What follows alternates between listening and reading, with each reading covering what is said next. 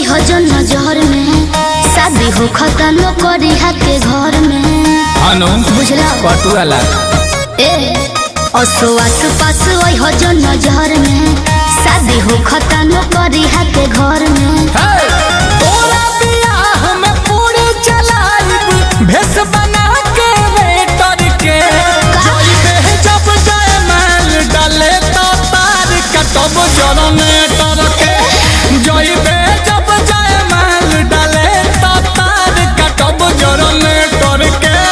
दुल्हा के बगली में डालब तोर दिहल लफलेटर के जइबे जब जाए माल डाले तो तार कटब जनरेटर अरे बाप रे जइबे जब जाए माल डाले तो तार कटब जनरेटर के जगिए भम कर दे प्लीज ऐसा कुछ मत करना।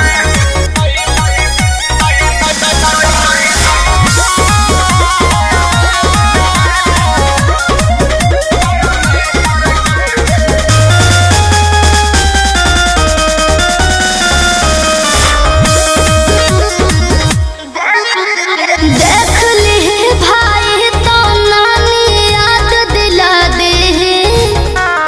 हाथ गोड़ तोड़वा के तोहके घर भेजवा दे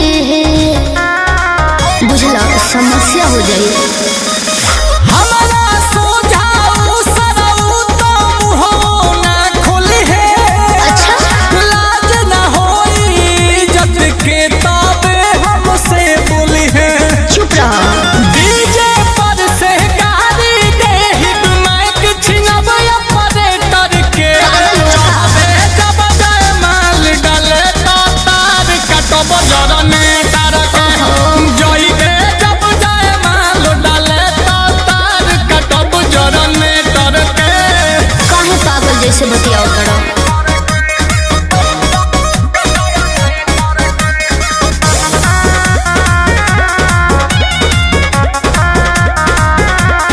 हार गइल बानी रे आंसू हम तोहरा आगे का चाहत बाड़ा की हारे हर दिन लगे तब का काहे मारे तोरत जबई जोड़ी जमल के बा अच्छा तोरा